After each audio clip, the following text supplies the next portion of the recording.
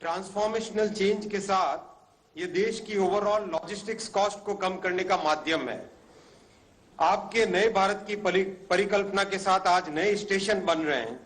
इन stations को local economy के साथ, एक सिटी के सेंटर के साथ जोड़ने का आपका विजन, इससे रेलवे स्टेशन शहर की इकोनॉमिक लाइफलाइन बन रहा है। आपके नेतृत्व में इलेक्ट्रॉनिक्स में भी और टेलीकॉम में भी देश के युवाओं का टैलेंट और जोश मिलकर नए सॉल्यूशंस क्रिएट कर रहा है। इन इंजीनियर्स ने हाईएस्ट इंटरनेशनल स्टैंडर्ड्स का ट्रेन सेफ्टी सिस्टम बनाया है, जिसको कवच नाम दिया आपने। इस विशुद्ध भारतीय टेक्निक में 4G कोर नेटवर्क और 5G टेक्नोलॉजी का पूरा स्टैक तैयार हुआ है।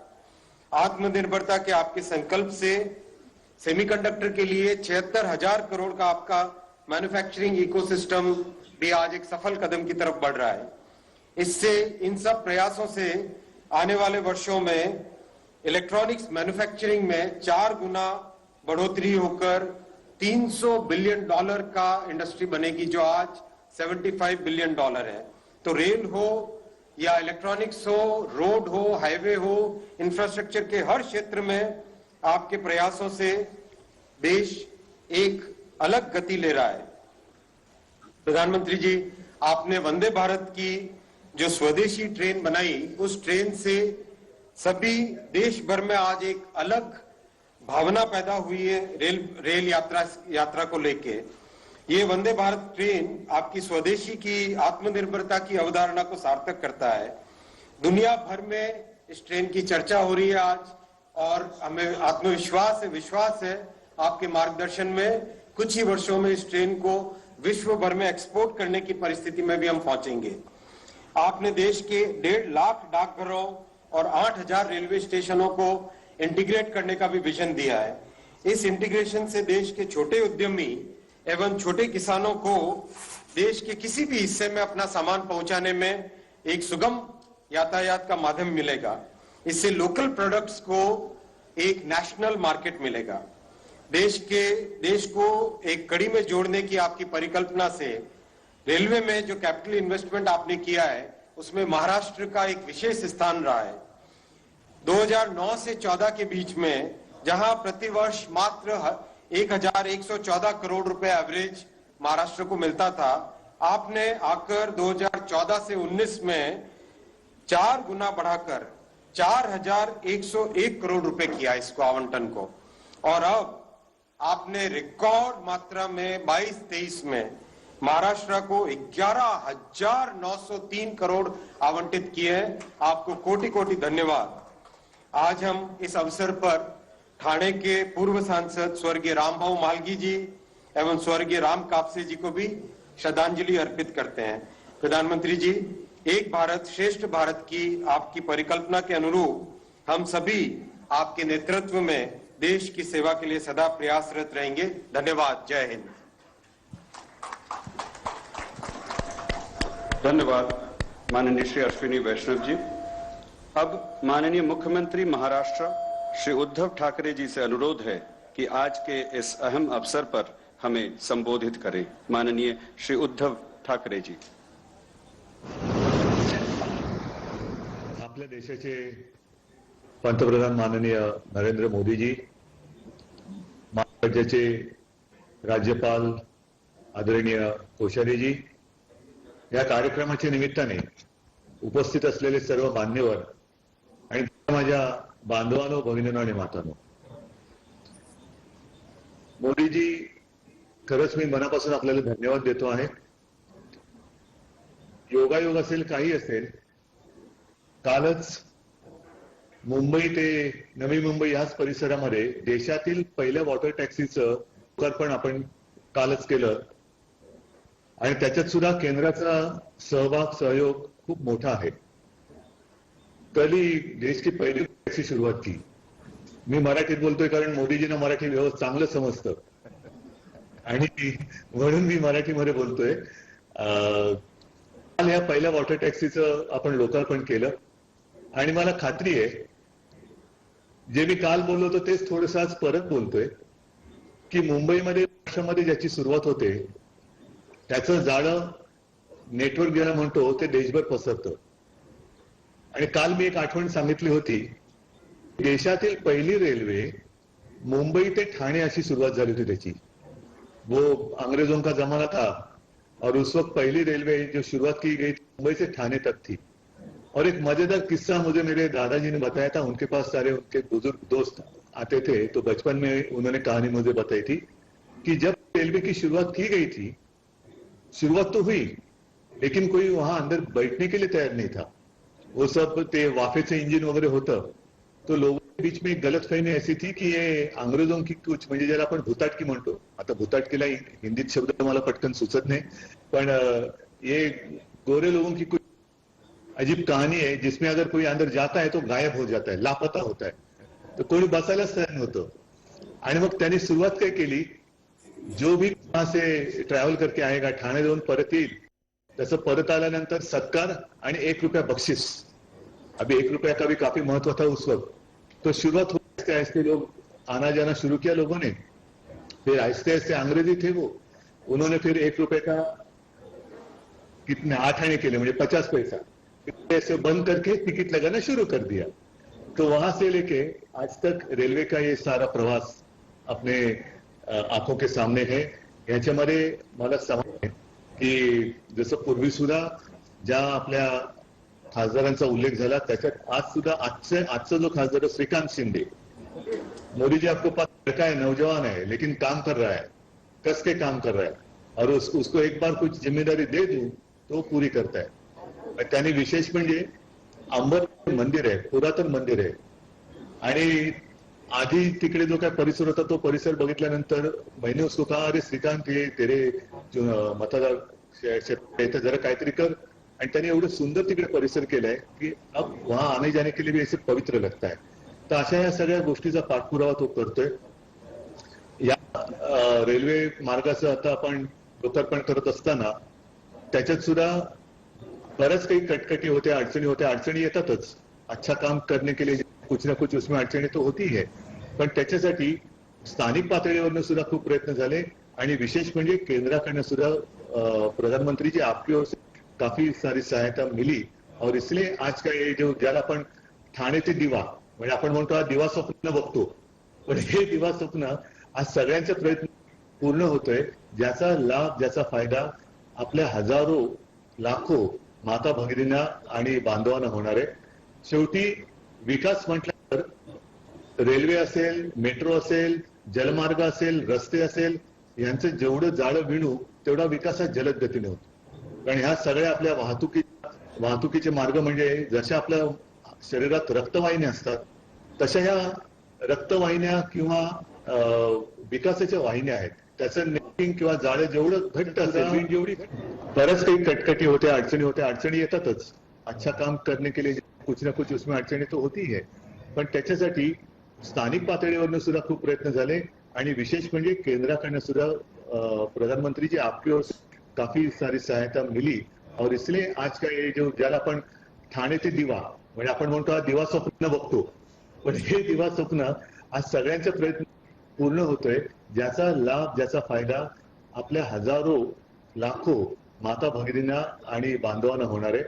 शेवटी विकास म्हटल्यावर रेल्वे असेल, मेट्रो असेल, जलमार्ग असेल, रस्ते असेल, यांचं जेवढं जाळं विणू तेवढा विकास हा जलद गतीने होतो.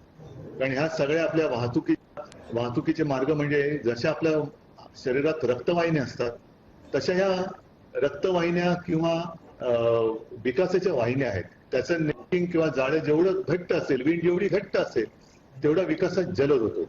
आणि विकास झाल्यानंतर साहजिकच आहे लोकसंख्या वाढते. मग त्या वाढत्या संख्येला जास्त सुविधा पुरवाव्या लागतात. आणि त्या सुविधांचा विचार करून या अधिकच्या रेल्वे मार्गाचं आज आपण लोकार्पण करत आहोत. मी परत एकदा ज्यांचे या कामासाठी लागले त्यांना धन्यवाद देतो. आणि मोदीजी तुमचं सहाय्य नेहमीच महाराष्ट्राला लाभतं. यापुढे सुद्धा त्या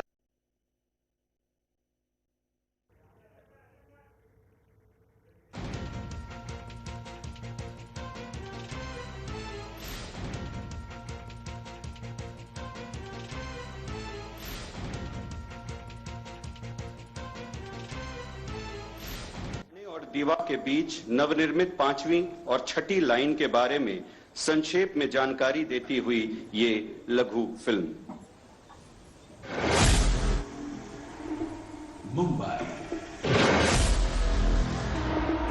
मुंबई एक तेज रफ्तार भागता दौड़ता शहर, और इसकी इस गति को बनाए रखती है यहां की लाइफलाइन मुंबई लोकल। प्रधानमंत्री नरेंद्र मोदी के विजन और दूरदर्शी नेतृत्व में रेलवे ने बेहद कम समय में तेजी से कई नई ऊंचाइयों को छुआ है। प्रधानमंत्री जी के यशस्वी नेतृत्व में रेलवे के संकल्पित प्रयासों की श्रृंखला में अब मुंबई लोकल से जुड़ रहा है एक नया अध्याय। रेल मंत्रालय और महाराष्ट्र सरकार की समान लागत से निर्मित ठाणे और दिवा के बीच 5वीं और 6ठी रेल लाइन। काम करने की यही रफ्तार आज भारत की पहचान बन रही है। 2014 के पहले के 5 सालों में सिर्फ 1900 किलोमीटर 1900 किलोमीटर रेल लाइनों का दोहरीकरण होता था। बीते 7 वर्षों में हमने 9000 किलोमीटर से ज्यादा रेल लाइनों की डबलिंग की है। कोरोना जैसी वैश्विक महामारी ने जहां दुनिया की रोक दी थी रफ्तार, उस चुनौतीपूर्ण समय में भी इस प्रोजेक्ट के सपने को किया साकार।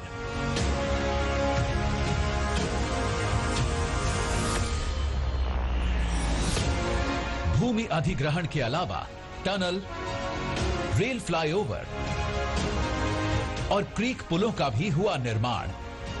ध्यान रखा गया कि 5वीं और 6ठी लाइन के लिए सिर्फ वीकेंड्स पर ही लिए जाएं इंफ्रास्ट्रक्चर ब्लॉक्स, ताकि रेल यात्रा पर कम से कम हो असर और निर्माण कार्य हो निर्बाध। इन ब्लॉक्स में 34 जगहों पर पुरानी रेल लाइनों को नई रेल लाइन से जोड़ा गया।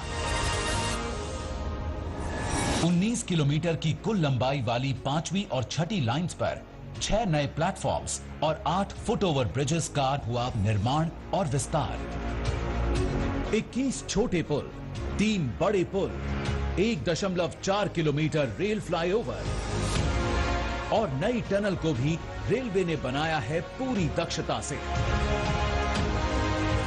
5वीं और 6ठी लाइन कुर्ला और कल्याण स्टेशनों के बीच का मिसिंग लिंक थी। इन लाइनों के निर्माण से कुर्ला और लोकमान्य तिलक टर्मिनस से कल्याण मार्ग पर अब 6 लाइनें हो गई हैं उपलब्ध। साथ ही स्लो और फास्ट लोकल सेवाओं के साथ साथ अब लंबी दूरियों की रेलगाड़ियों को भी मिला है अलग कॉरिडोर। इसके अलावा 36 नई उपनगरीय सेवाओं की शुरुआत होने से रेलवे की यात्री क्षमता में होगी वृद्धि। नवनिर्मित इन 2 लाइनों द्वारा यात्रियों के समय की बचत तो होगी ही, ठाणे, कलवा, मुंब्रा और दिवा के यात्रियों को मिलेगा इसका सीधा लाभ। सड़क परिवहन का बोझ होगा कम, जिससे ट्रैफिक जाम जैसी समस्या से मिलेगी मुक्ति और ईज ऑफ लिविंग की राह होगी आसान। एक तरफ उपनगरीय और लंबी दूरी की गाड़ियों के पृथक्करण से मालगाड़ियों के बेहतर संचालन में मिलेगी मदद, वहीं दूसरी तरफ नई लोकल ट्रेन सेवाओं का शुभारंभ देगा मुंबई को और भी तेज रफ्तार। माननीय प्रधानमंत्री श्री नरेंद्र मोदी जी से करबद्ध निवेदन है कि वे इस ऐतिहासिक अवसर पर हमें अपने आशीर्वचनों से अनुग्रहित करें। माननीय प्रधानमंत्री जी। नमस्कार। महाराष्ट्र के राज्यपाल श्रीमान भगत सिंह कोश्यारी जी, मुख्यमंत्री श्रीमान उद्धव ठाकरे जी, केंद्रीय मंत्रिमंडल में मेरे सहयोगी अश्विनी वैष्णव जी, राव साहेब दानवे जी, महाराष्ट्र के उप मुख्यमंत्री अजीत पवार जी, महाराष्ट्र के पूर्व मुख्यमंत्री देवेंद्र फडणवीस जी, सांसद और विधायकगण, भाई और बहनों, कल छत्रपति शिवाजी महाराज की जन्म जयंती है। सबसे पहले मैं भारत के गौरव भारत की पहचान और संस्कृति के रक्षक देश के महान महानायक के चरणों में आदरपूर्वक प्रणाम करता हूं। शिवाजी महाराज की जयंती के एक दिन पहले ठाणे दीवा के बीच नई बनी 5वीं और 6ठी रेल लाइन के शुभारंभ पर हर मुंबईकर को बहुत बहुत बधाई। ये नई रेल लाइन मुंबई वासियों के जीवन में एक बड़ा बदलाव लाएगी, उनकी ईज ऑफ लिविंग बढ़ाएगी। ये नई रेल लाइन मुंबई की कभी न थमने वाली जिंदगी को और अधिक रफ्तार देगी। इन दोनों लाइंस के शुरू होने से मुंबई के लोगों को सीधे सीधे 4 फायदे होंगे। पहला, अब लोकल और एक्सप्रेस ट्रेनों के लिए अलग अलग लाइनें हो जाएगी। दूसरा, दूसरे राज्यों से मुंबई आने जाने वाली ट्रेनों को अब लोकल ट्रेनों की पासिंग का इंतजार नहीं करना पड़ेगा। तीसरा, कल्याण से कुर्ला सेक्शन में मेल एक्सप्रेस गाड़ियों अब बिना किसी अवरोध के चलाई जा सकेगी। और चौथा, हर रविवार को होने वाले ब्लॉक के कारण कलावा और मुंब्रा के साथियों की परेशानी भी अब दूर हो गई है। साथियों, आज से सेंट्रल रेलवे लाइन पर 36 नई लोकल चलने जा रही हैं। इनमें से भी अधिकतर एसी ट्रेनें हैं। ये लोकल की सुविधा को विस्तार देने, लोकल को आधुनिक बनाने के केंद्र सरकार के कमिटमेंट का हिस्सा है। बीते 7 साल में मुंबई में मेट्रो का भी विस्तार किया गया है। मुंबई से सटे सबर्बन सेंटर्स में मेट्रो नेटवर्क को तेजी से फैलाया जा रहा है। भाई और बहनों, दशकों से मुंबई की सेवा कर रही लोकल का विस्तार करने, इसको आधुनिक बनाने की मांग बहुत पुरानी थी। 2008 में इस 5वीं और 6ठी लाइन की शिलान्यास हुआ था। इसको 2015 में पूरा होना था, लेकिन दुर्भाग्य यह है कि 2014 तक ये प्रोजेक्ट अलग अलग कारणों से लटका रहा। इसके बाद हमने इस पर तेजी से काम करना शुरू किया, समस्याओं को सुलझाया। मुझे बताया गया है कि 34 स्थान तो ऐसे थे जहां नई रेल लाइन को पुरानी रेल लाइन से जोड़ा जाना था। अनेक चुनौतियों के बावजूद हमारे श्रमिकों ने, हमारे इंजीनियर्स ने इस प्रोजेक्ट को पूरा किया। दर्जनों पुल बनाए, फ्लाईओवर बनाए, सुरंग तैयार की। राष्ट्र निर्माण के लिए ऐसे कमिटमेंट को मैं हृदय से नमन भी करता हूं, अभिनंदन भी करता हूं। भाई और बहनों, मुंबई महानगर ने आजाद भारत की प्रगति में अपना अहम योगदान दिया है। अब प्रयास यह है कि आत्मनिर्भर भारत के निर्माण में भी मुंबई का सामर्थ्य कई गुना बढ़े। इसलिए मुंबई में 21वीं सदी के इंफ्रास्ट्रक्चर निर्माण पर हमारा विशेष फोकस है। रेलवे कनेक्टिविटी की ही बात करें तो यहां हजारों करोड़ रुपए का निवेश किया जा रहा है। मुंबई सबअर्बन रेल प्रणाली को आधुनिक और श्रेष्ठ टेक्नोलॉजी से लैस किया जा रहा है।